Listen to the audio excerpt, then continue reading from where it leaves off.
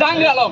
জাহাঙ্গীর ভাইয়ের ভয় না, রাজপথ ছাড়ি না, রাজপথ ছাড়ি না, জাহাঙ্গীর ভাইয়ের ভয় না, জাহাঙ্গীর ভাইয়ের মুক্তি, আন্দোলনের শক্তি, এই আন্দোলনের শক্তি, জাহাঙ্গীর ভাইয়ের মুক্তি। বাংলাদেশ জাতীয়তাবাদী দল বগুড়া জেলা বিএনপি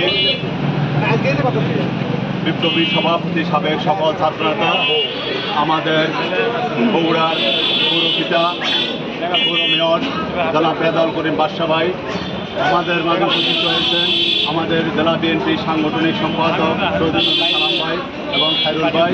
উপস্থিত রয়েছেন আমার বগুড়া জেলা যুবদলের বিপ্লবী আহ্বায়ক সাবেক ছাত্রনেতা খাদিমুল ইসলাম খাদেম। উপস্থিত রয়েছেন ভারপ্রাপ্ত বগুড়া জেলা যুবদলের আহ্বায়ক আতাউর রহমান শম্ভু। উপস্থিত রয়েছেন আমাদের শহরের আদি শাহরিয়ার বর্কি, হারুন রশিদ সুজন, সদরের আহ্বায়ক শ্রীমতী চন্দ্র দাস। উপস্থিত রয়েছেন আমাদের সাবেক স্বেচ্ছাসেবক দলের জেলা বিএনপি স্বেচ্ছা বিষয়ক সম্পাদক সরকার মুকুল। উপস্থিত রয়েছেন আমাদের স্বেচ্ছাসেবক দলের বিপ্লবী সদস্য সচিব আবু হাসান, সাবেক ছাত্র দলের সভাপতি। উপস্থিত রয়েছে আমাদের ছাত্র দলের ভারপ্রাপ্ত সভাপতি সাইদুর রহমান, সাধারণ সম্পাদক আলম সিদ্দিকী রিগান সহ আমার যুব দলের প্রত্যেক ইউনিটের নেতৃবৃন্দ এবং আহ্বায়ক কমিটির নেতৃবৃন্দ সবাইকে জানাই বাংলাদেশ জাতীয়তাবাদী যুব দল বগুড়া জেলা শাখার পক্ষ থেকে শুভেচ্ছা এবং অভিনন্দন।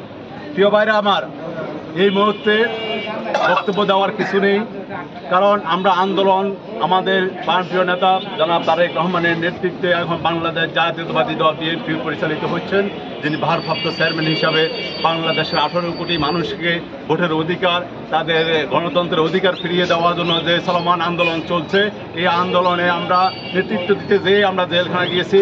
আমি সাধারণ একজন কর্মী হিসাবে জেলখানায় গিয়েছি, ঠিক আছে, বাট এই জেলখানাতে, বগুড়া জেলখানাতে আমাদের সমর্থক কর্মী নিম্নে বগুড়া জেলার 800 নেতা কর্মী জেলখানায় ছিল। সুফিয়া ভাইরা আমার, তারা কোনো অন্যায় কাজের জন্য না, সাদাবাজির জন্য না, ডাকাতির জন্য না, ব্যাংক লুটের জন্য না, হলমার্ক লুটের জন্য না, শুধু দেশের মানুষের ভোট অধিকারের জন্য তারেক রহমানের নেতৃত্ব এবং খালেদা জিয়ার নেতৃত্বকে সমর্থন করে, এই জন্যই তাদেরকে 3 মাস 4 মাস করে একটি মাত্র মামলা দিয়ে কারাগারে রেখেছে।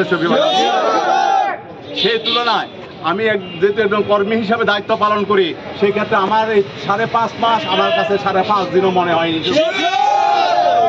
তারা একজন সাধারণ কর্মী সমর্থক যদি 4 মাস থেকে হাসতে হাসতে বাইরে হতে পারে কারাগার থেকে, তাহলে সেই তুলনায় আমার এই 5.5 মাস আমি কিছু মনে করি না।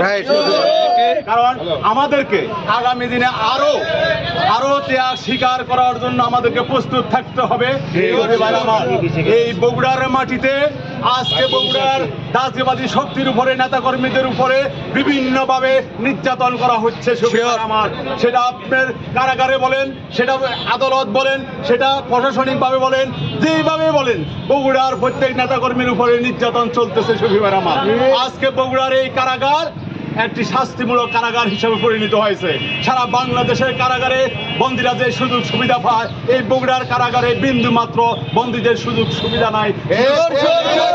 এই কারাগার পরিচালিত হচ্ছে, এইটাকে আমাদের বগুড়ার নেতৃত্বের মাধ্যমে এই সব পেশিবাদকে, এই সব দুষ্কৃতকারীদেরকে মোকাবেলা করতে হবে। এই জন্য বগুড়া যুব সমাজ,